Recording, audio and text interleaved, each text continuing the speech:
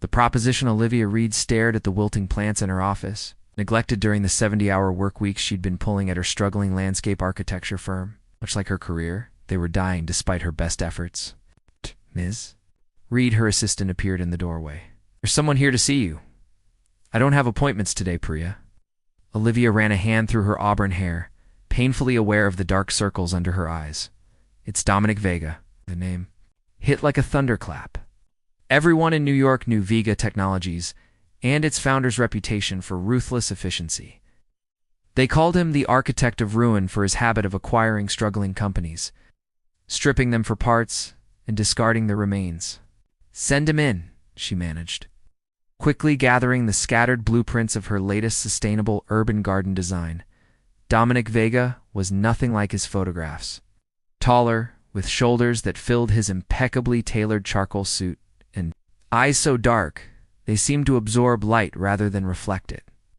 His olive-toned skin contrasted with a single streak of silver running through his otherwise black hair. Ms. Reed. His voice was unexpectedly soft, accent barely perceptible. You for seeing me without notice. Hard to refuse when you own the building, she replied, gesturing to the chair across from her desk. A smile ghosted across his face. Direct. I appreciate that. What can I do for you, Mr. Vega? It's what I can do for you, actually. A leather portfolio on her desk. Your mother's foundation is in trouble. The Eden Research Foundation, her mother's life's work in medical botany, had been Olivia's inheritance after her parents' deaths 3 years ago. Recently, allegations of financial mismanagement had emerged, threatening everything. Not public knowledge, she said carefully. Very little escapes my attention. Its expression remained neutral, particularly when it involves revolutionary plant-based medical treatments. The Foundation's legal issues are being addressed by mortgaging your firm as collateral. He opened the portfolio, revealing detailed reports of her financial situation. A noble sacrifice, but ultimately futile. People moving against your mother's legacy are ... determined. Anger flared. Did you come to gloat before making an offer on the Foundation's patents? I came to offer partnership. He leaned forward. I want to build something extraordinary, and I need your vision to do it. I slid a photograph across the desk, a rendering of her graduate thesis project, an interconnected series of living buildings that merged architecture with ecosystem restoration. How did you get this? She whispered. I make it my business to find exceptional talent. His eyes held hers. I need someone who sees beyond conventional limitations. Your mother understood that. Now I need you to build it. Why me? They're more established. They lack your understanding of how systems interconnect, of how vulnerability can become strength. Something flickered behind his eyes, a momentary crack in his composure. I'll clear the Foundation's legal troubles, restore its funding, preserve your mother's research. In exchange, you'll work exclusively on my project for 1 year. And if I refuse, then you'll lose everything fighting an enemy you don't understand. Your mother's legacy will be dismantled and sold to the highest bidder. He stood, buttoning his jacket. You have 24 hours to decide. After he left, Olivia found a card with an address and time. Below it, handwritten in precise script, some offers appear once in a lifetime. This one expires tomorrow. That night, her phone rang with news. The Foundation's primary accuser had suddenly recanted all allegations. A warning or proof of Vega's power? Either way, Olivia knew she was already caught in his web. The Glass Fortress 3, days after signing Dominic Vega's contract, Olivia found herself being driven through wrought iron gates toward a modernist glass structure nestled into the Hudson Valley landscape. The building seemed to emerge organically from the surrounding forest, its transparent walls revealing glimpses of interior gardens and water features. Welcome to Tierra Viva, said Dominic, appearing at the entrance as Olivia stepped from the car. Today he wore no suit jacket, just a crisp white shirt with sleeves rolled to expose forearms marked with unexpected scars. It's not what I expected, she admitted, taking in the building's seamless integration with nature. Most people expect steel and concrete from me, Fortress. This is something else entirely. His eyes studied her reaction. A living laboratory. Inside, the building opened into a soaring atrium filled with rare plant species. Glass walkways crisscrossed overhead, connecting various wings. Scientists in white coats moved between research stations where exotic flora grew under specialized lighting. The Eden Foundation focused on botanical medicine, Dominic explained, leading her through the space. I'm extending that vision, creating environments that heal themselves and their inhabitants. Self-sustaining biospheres? Olivia asked, professional curiosity overriding her wariness. That's more ambitious. Imagine architecture that responds to human presence, purifies air, regulates temperature, even produces medicine tailored to occupants' needs. His usual coldness warmed with unexpected passion. Your mother theorized it was possible. I want you to make it reality. Over the following weeks, Olivia immersed herself in the project, given an entire wing to develop prototypes. Dominic provided unlimited resources but remained an enigma, sometimes working alongside her until dawn. Other days disappearing entirely. One evening, working late, she discovered a hidden elevator requiring biometric access. Curiosity overwhelmed caution, and she pressed her hand to the scanner. Surprised when it granted access, Dominic had authorized her without mentioning it. The elevator descended to a cavernous underground space filled with elaborate models, three-dimensional renderings of her designs from university projects never published or shared. Along one wall hung botanical illustrations matching her mother's research journals. You shouldn't be here. Dominic's voice echoed from the shadows. Olivia turned to find him watching her, expression unreadable. You've been collecting my work. For years. Why? Your concepts were revolutionary, living architecture that could heal psychological trauma through neurobiological responses to environment. So that was theoretical. I never published those findings.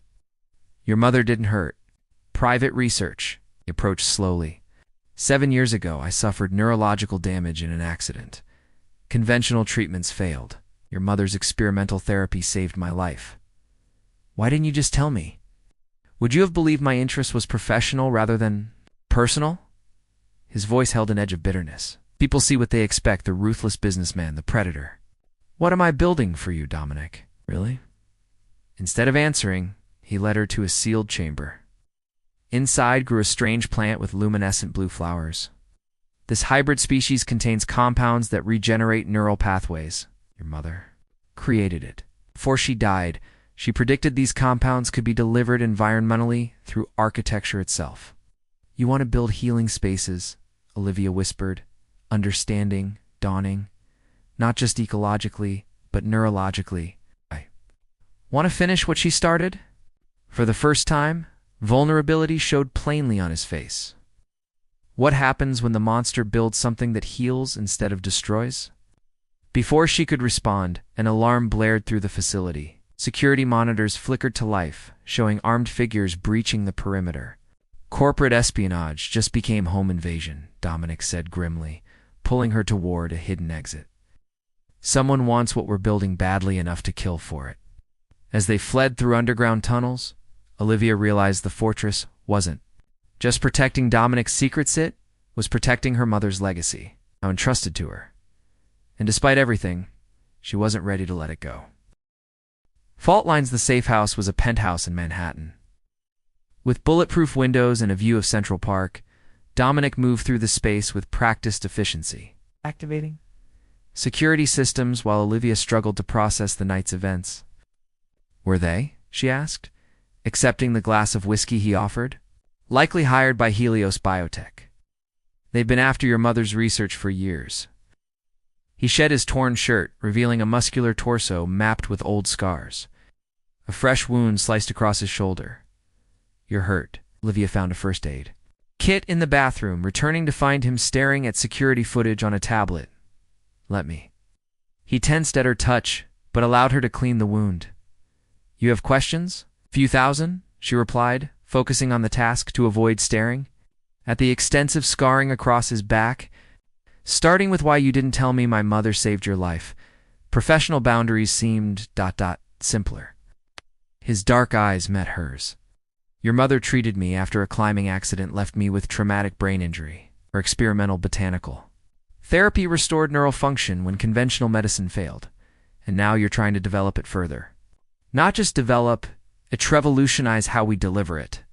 He winced as she applied antiseptic. Imagine buildings that heal psychological trauma, spaces that restore neural pathways through ambient exposure to these compounds. That's why you needed me, she said, understanding clicking into place. You needed someone who understands both biophilic design and neurological responses to environment. I needed someone who wouldn't treat it as science fiction. Something shifted in his expression. Your mother believed in me when I was nothing but a broken mind and a damaged body. I owe her everything I've become, even the parts people fear. His laugh was hollow. Especially those parts. The ruthlessness. The control their armor protecting what she saved. They worked remotely for 2 weeks, redesigning security while continuing research. Olivia discovered Dominic could be surprisingly gentle, occasionally humorous, always brilliant. The fortress he'd built around himself had cracks moments when his guard slipped, revealing glimpses of profound loneliness. One night, working side by side, their hands brushed. The electric contact lingered until Dominic abruptly stood. We should maintain professional boundaries, he said, voice strained. Is that what you want? Olivia challenged, tired of the constant push and pull between them.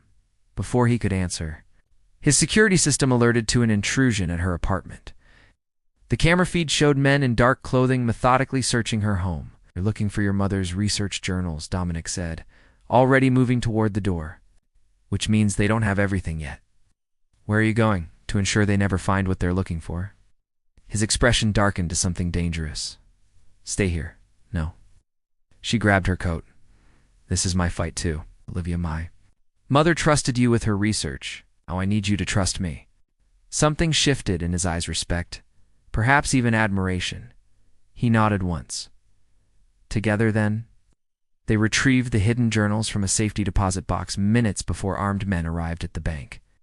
Back at the penthouse, analyzing the contents, Olivia found entries about Dominic's treatment and something more. She was monitoring you after treatment, Olivia said, scanning the notes. Testing emotional responses, fear reactions, empathy markers. Dominic went very still. What else does it say? That the treatment had unexpected side effects? It's enhanced cognitive function, but potential emotional dysregulation? She looked up at him. She was worried about how it might change you. She was. Right to worry. His voice was barely audible. I became ... effective. Calculated. People became pieces on a chessboard. Is that why you've been alone? Afraid of what you might do to someone who gets close? His silence was answer enough. She also notes that the effects might be reversible with continued treatment. Olivia placed her hand over his. You're not a monster, Dominic. You're just wounded in ways most people can't see. For a moment, the fortress crumbled entirely, raw emotion visible in his eyes. Then his phone rang a security breach at Tierra Viva. Someone had accessed their research. We have a traitor, he said, mask. Falling back into place, I think I know who it is. Shattered illusions, the research facility was eerily quiet when they arrived. Security cameras had been disabled, and the night staff were nowhere to be found. Dominic moved with predatory caution, leading Olivia through service corridors toward the secure laboratory. You think it's Eliana, don't you? Olivia whispered, referencing his chief research scientist. Dominic nodded grimly. She had access to everything except your mother's original formulas. The timing of these attacks aligned with your arrival and the completion of your prototype designs. The laboratory door stood ajar, light spilling into the darkened corridor. Inside, Eliana Reyes was methodically downloading files while 2 armed men packed specialized equipment. I expected you sooner, Eliana said without looking up. Your security response time has gotten sloppy, Dom. And your loyalty became negotiable, he replied coolly. Helios offering retirement money. They're offering the future. She finally turned, gun in hand. Your obsession with Olivia Reed and her mother's research has made you weak. The board's been looking for an excuse to remove you for months. Olivia froze. The board? You work for Dominic's company? She's more than an employee, Dominic said, eyes never leaving Eliana. She's the reason I found your mother's research. The reason I survived the treatment. I saved your life, Eliana hissed. Nursed you back from vegetative state. Helped build your empire. And how did you repay me? By becoming obsessed with Caroline Reed's daughter? Understanding dawned painfully. You've been watching me for years, Olivia said to Dominic. The collected designs, the surveillance, this wasn't about my mother's research. It was about me. Not initially, he admitted. Expression tight. After the treatment, I needed to understand its source. I tracked down Caroline's research. Found her connection to you. Your work in biophilic design perfectly complemented her medical applications. So you stalked me? Built this entire project around manipulating me into working with you. I protected you, he countered. When your parents died, when the Foundation faced legal troubles, who do you think kept the vultures away? Preserved. Your mother's legacy, while you grieved? How noble. Ileana mocked. Tell her the rest, Dom. Tell her about the side effects of her mother's miracle cure. The obsession, the inability to process emotion normally, the calculated manipulation of everyone around you. Enough. Dominic lunged forward just as one of the armed men fired. The bullet caught him in the side, sending him crashing into equipment. Chaos erupted. Olivia dove for cover as gunfire exploded through the lab. Emergency systems activated, filling the room with blinding light and deafening alarms. Through the confusion, she saw Eliana escaping with a hard drive. When security finally arrived, they found Olivia pressing her jacket against Dominic's wound, his blood seeping through her fingers. I'm sorry, he whispered, face ashen. I never meant for this to happen. Which part? She demanded, anger and fear warring within her. The manipulation, the lies, getting shot. All of it. His eyes held hers with unexpected clarity. Here. Mother's treatment didn't just heal my brain, it changed how I process emotion. Everything became strategic, even feeling. Except when it came to you. What does that mean? You were the variable I couldn't control, equation that never balanced. His voice weakened as medics rushed in. I built all this hoping to understand why. As they loaded him into the ambulance, Olivia found herself holding his hand, conflict raging within her. He had manipulated her, used her mother's research, built an elaborate scheme to bring her into his world. And yet, hadn't he also protected that world when everyone else would have dismantled it? Among the scattered research, she found a notebook. In Dominic's handwriting calculations, designs, and a treatment protocol, the final page held a single sentence. The cure for what I've become might be the very thing I fear most, connection without control. Reclamation 3 weeks after the shooting, Olivia stood in the hospital corridor, watching through the glass as Dominic slept. His recovery had been complicated by infection, his body weakened by years of neurological stress from the original treatment. His brain scans show unusual activity, Dr. Josephine Harmon explained, handing Olivia a tablet. The areas affected by your mother's treatment are essentially rewiring themselves because of the trauma. I think it's more than that. The doctor pointed to specific regions.